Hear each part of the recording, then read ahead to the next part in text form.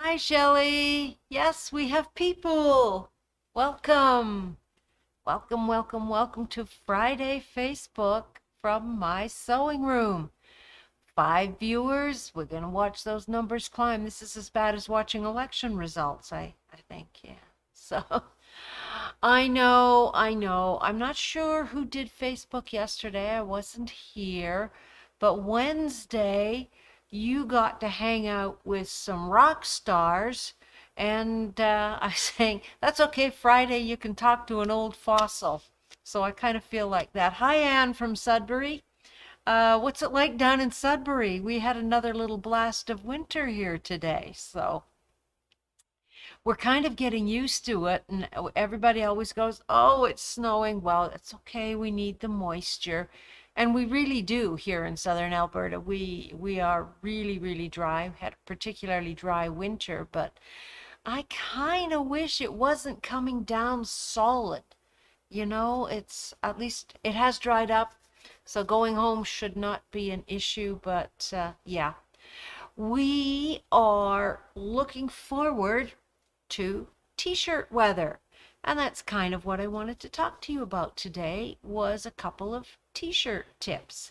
What you see behind me, I told our Chelsea, pull some of the fun new knits that we got in because t-shirts are so easy to make. We like to wear knits, don't we? They're comfortable, but a lot of people don't like to sew with them, and I don't know why, because they're really forgiving. With our quilting, we want to be as precise as possible, but with sewing with knits, you can fudge things a little bit. And that's kind of what I wanted to talk to you about today is a quick and easy t-shirt tip thing. So I just want to show you some of these great knits. If I move out of your way, I actually bought this one. It's white with a gray and a bit of a grayish in there print. It also comes in the opposite in a black with a light print on it. Lots of fun colors available in our knits as well. So what are we going to do with them though? And I don't know about you, but I think pretty much everybody has got that t-shirt that they just love to wear. And it's one of those shirts that it's, 5 years old, maybe 10 years old. For some reason, it still fits and it's comfortable, but it's definitely showing its age. So I'm going to show you what I do with shirts like that so that I can copy them. I know we can get lots of patterns for making knit shirts, and they're great, but there's something about working from something that fits and is comfortable that makes all the difference. So if you're ready for a little bit of fun, this is my shirt. I love this shirt. I don't know why. It's just comfortable. It fits. The neckline's the right depth. The sleeves are the right length. It fits nicely across the expanding middle without being too tight or too loose. I want to copy it. And here's how I've done this for years. Here's how I go about it. So I'm going to switch over camera feeds. I think hopefully Tyler's got this set up. So what I have down on my table these are pressing mats. You could use a piece of cardboard. I happen to have one of those fold out pattern gridded things, thick piece of cardboard at home that I use. You need something that it's going to be safe to stick a pin into. Okay. Now I also have, this is packing paper. You could use tissue paper, but it's a little bit delicate. I like to use a packing paper. You could go to places that sell those rolls of paper for kids to draw on. I know I live in Okotoks, our local little newspaper, our Western Wheel. They sell newspaper roll ends. Anything like that is going to work for you. Okay, and I just lay that down. And actually, I'm going to turn it over. It's got a few marks on that side because I want to be able to see. So there's 3 components to a t-shirt. There's a sleeve, there's a front, and there's a back. Quite often the front and back are the same, but not always. So let's start with the front. I am going to take the shoulder seams, line them up, and I'm going to give it a shake and lay it down. So now my shoulder seams are lined up, and I just might put a pin in there. Oh, there's Loanne back. Hi, Loanne. Just to hold that. So that gives me a neckline. And I'm just going to hang on to that. That's interesting. This thing is not even. And I'm going to take my side seams, one there and one there, and line them up. Put another little pin just to hold them secure. There we go. Give it a good shake. Make it nice and flat and even. Pull that out. Working at a bit of a disadvantage today. I had some minor surgery done, so a little bit fumbly. It's okay. Don't have to be too precise. So now I have that folded. And if it's an old shirt, you know, it's going to be warped. It's going to be a little twisted, but we do the best we can. So now I'm going to mark, I'm going to grab, pull that down, the underarm seam right there. Put a little pin in there. Oh, get in there, pin. Okay, so I've got those 3 points marked. And now I'm going to take that front of my shirt like this and lay it on my paper. Stretch it out, pull it down, line it up, lay it flat, massage it into place. And if necessary, I can stick a pin through it to make sure that it holds. I can feel the seam here from the other sleeve. So that means I want to nudge that over a touch. I'm going to lay that down, get it as flat as I can, as lined up. So basically what I've done is I have folded the front of my shirt in half. It's a little tricky, but if you have done any amount of garment making, you kind of know the shape that you want to aim for. There we go. About there. Pretty good. Stretch that down. So there's certain points on a garment that are particularly important. The neckline, the shoulder width, the curve for the sleeve. Hopefully we can see that. I'm going to check my monitor here. I might have to scooch this over just a wee bit. Tyler did the best he could at setting this up, but it was kind of a last minute. I'm going to pull that forward. All right. And which way? This way. There we go. Uh-oh. Don't knock the camera over. There we go. That'll give you some idea. So now I've got that.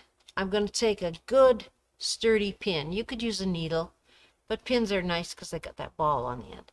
And I'm going to start at the shoulder seam. And I'm going to perforate that fabric all the way along that neckline. So we want our garment laid out flat and relaxed. And I'm just going to mark to there. I could draw around it with a pen or a pencil for these outside edges, but yeah, when it gets to the inside, we can't do that. So now I'm going to perforate the paper all the way down the front. And I don't have to be super exact because I can make that line straighter once I remove the t-shirt. There we go. Now, this is why this system works. I need to mark that shoulder seam. I can't draw around it, and you probably can't even see. I'm going to slide down so you can see what I'm doing. There we go. Move that to about there. All right. So now I need to mark that shoulder seam. Because I've got this folded, I can feel the seams are even. I can take my pin and go right through the garment, right through the paper, and into the padded board underneath.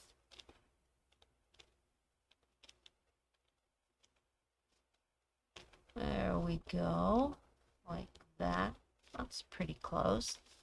Same thing with the armhole. I can use that pin to give me a series of points that I can then join.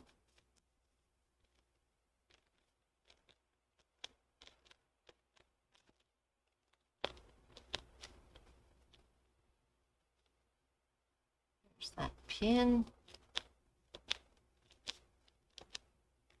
There. So that's pretty close. There's my side seams right there. I can feel the other one underneath, so I know I'm folded pretty much in half.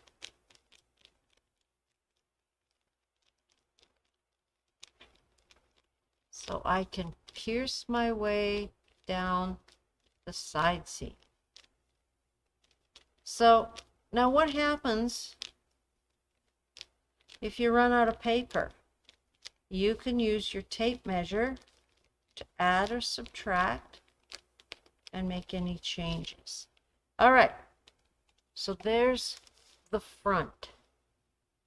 Lift that off carefully, and something I didn't bring, there's something we can use.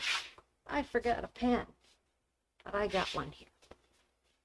So obviously you can't see all those marks I made, but I can. So now I can take and join my perforations.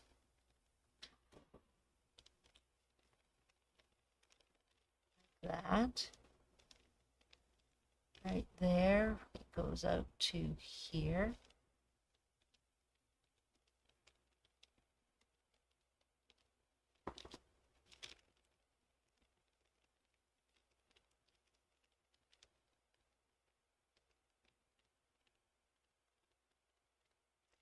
Now, down at the bottom here, the shirt actually came below my piece of paper. So I would just put an arrow, because I can make it any length I want.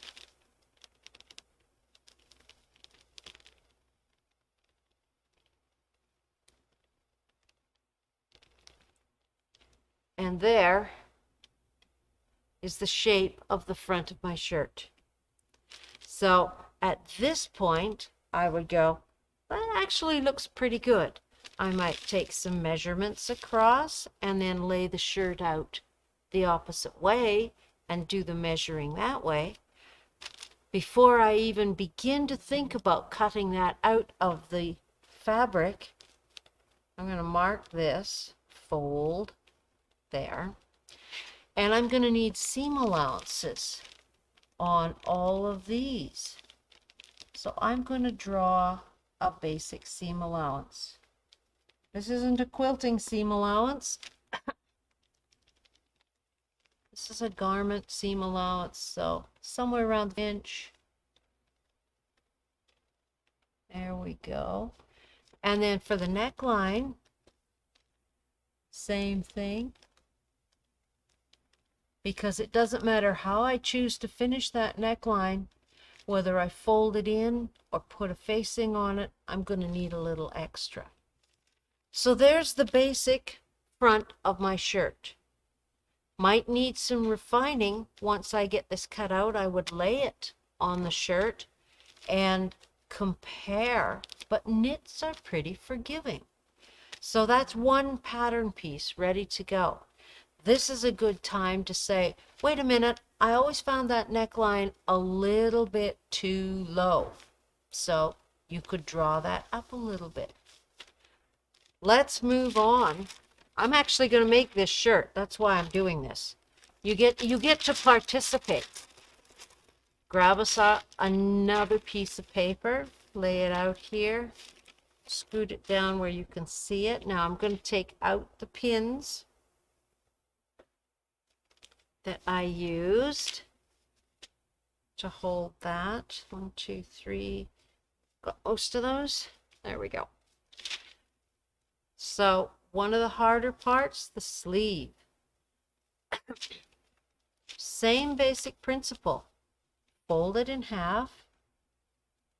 There's our seam right there.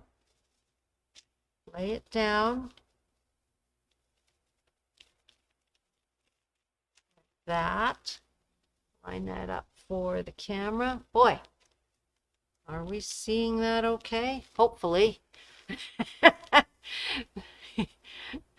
Yeah, it works really well, Patty, but you have to, don't get too enthusiastic and just dive in and use the pattern.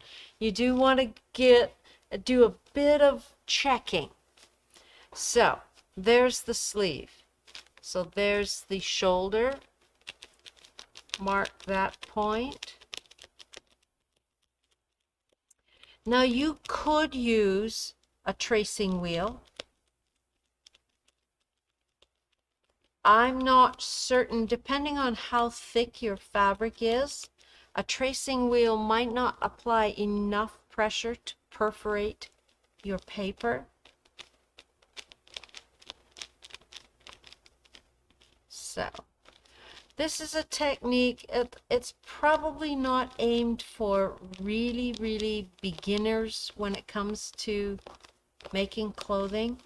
It helps if you have a little experience working with patterns, because then you know simply by looking at the piece of paper if it's a reasonable shape for that part of the garment. So there is a sleeve. Now, it's really only a half a sleeve. This is the fold here. There we are. And we know on most shirts, this is a straight line. So from that, is that showing up well enough? Well enough. I would again add my seam allowances. Mark this as a fold. There. Add a hem bigger than seam allowance. There. There you go. Pretty much like that. So there's a sleeve marked out. Oh, and there's the camera turning off. Forgot we were back on the Canon. There we go. Let's see how blue works on this. All right, I'm going to slide this guy over. We'll give you a slightly different view of the last piece. This is packing paper. Of course, we have our receiving department. They're always getting lots of stuff packed like this, and I sometimes hang on to the paper. Now you could, if you don't like the idea of folding things, you could always take your shirt like this, and depending on how big a board you have underneath, depending on how big a piece of paper you can round up, you could work with your shirt flat like that. Again, the really important parts is this. What happens down here, you can almost ad-lib that part. But if we lay this down nice and flat, feel for the seams, make sure it goes in a reasonable curve.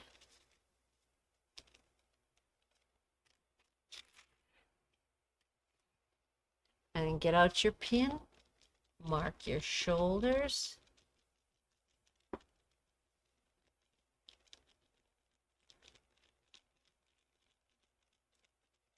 Mark around, and you can see I'm not being super accurate because, hey, knits are forgiving. The first time you wash it, it's going to be a different size.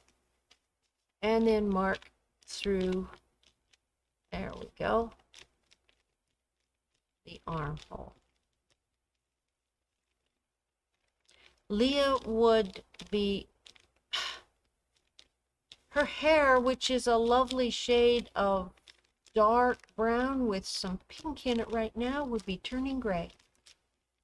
Anybody who likes precision in their work would probably not want to use this technique, but I have done it and it does work. Oh boy. There we go. Just about out of paper on this side, but you know what? That's okay. Slide this over so I can pierce that. I'm just going to get started on the side here. Okay, so now if I remove that, if you're going to do it laid out that way, you're going to draw your lines just as we did. Oh, that goes there. But we do rather like our garments to be symmetrical, side by side. So once I have these marked, my sides, like that, I'm going to actually we'll put our seam allowances in first. All the way up and around. Yeah, it helps to have a really big piece of cardboard and paper to work on. So we've got the top of the back of our shirt lined up here, but I'm not going to use it quite this way because we definitely want it symmetrical. So I am going to fold it. I'm going to use a pin. I'm going to put it at, say, the top of the shoulder there. I'm going to look for the top of the shoulder here. Put the pin through it, like that, and right into my board. There. I'm going to grab another pin, like there, and I'm going to use the underarm seam, line it up. See, I'm considerably different here because I was running out of paper. Actually, not too bad. There we go. Let's check this one. Goes right there. There's 2 points. Perfect. Fold your paper. There you go. So now if I were to cut this out, I would have a symmetrical pattern to work from. There we go. So let's just look that out. It's not bad. I know those points matched. There's my neckline. And I just ran out of paper here. So even laying it out flat completely, I came pretty close to a symmetrical piece of fabric. So, what do you think of that? That's a pretty slick way of copying a garment, a simple garment. If you've got ones with pleats and folds and collars, it's a little trickier than that. But our t-shirts are pretty basic. And that is a quick and easy way to duplicate a t-shirt that you just love but is wearing out. The other things you want to do once you get the basics done, you want to measure.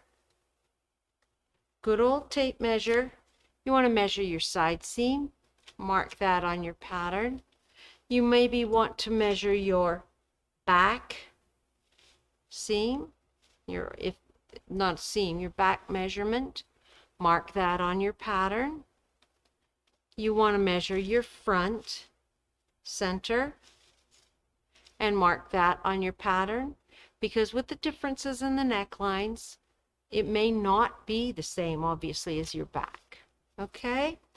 Get your pattern pieces all tweaked based on your measurements. Double check your horizontal measurements. Make sure it's going to go around you the way you want it to. Measure, lay your shirt out. There we go. Measure across here. Measure across your pattern. Does it come close? You know, 1/2 inch or so. Err on the larger size, because you can always take a little off. Makes you feel good when you have to take the seams in. And then go for it. Give it a try. And make yourself beautiful summertime t-shirts. So that's my tip for today. I have one other tip that I can't demonstrate because it needs a sewing machine, but it's well worth remembering. And that is, if you want to put a collar band, a cuff. This goes back, if anybody's old enough, like I said, I'm an old fossil. If anybody's old enough to remember stretch and sew, when we first started sewing with knits, here's the tip. You want to put a neckband on your t-shirt, get your piece made, get your shoulder seams done, measure that opening. Take your tape measure, run it around. If that doesn't work, take a piece of string, run it around the neckline, then measure the string. Take that measurement and divide it by 3 and then multiply it by 2. So you're taking 2/3 of that measurement. Add a 1/2 inch for a seam. Cut a strip of your knit crosswise so it's stretching this way, that distance. So if what's a good, I can't think of a neckline measurement. Let's say 21. 21 divided by 3 is 7. Times 2 is 14. Plus a 1/2 inch is 14.5. I'm going to cut a piece of fabric 14.5 inches long by how deep a neckband do I want? I want 1 inch. So I want 1 inch. I want 2 inches. 2.5 inches because I need my seam allowance. 14.5 by 2.5 inches. Fold it in half. Sew it into a ring. Then fold it in half. Start pinning it around your neckline and then stretch as you sew it down. Makes beautiful, beautiful necklines. They lay nice and flat. They've got just enough stretch for you. Great for cuffs as well. So 2/3 plus a 1/2 inch. Easy to remember. And that's about it for today for a quickie Facebook. It's something I've been wanting to do with this shirt for a long time, so I'm going to carry on, hopefully over the weekend.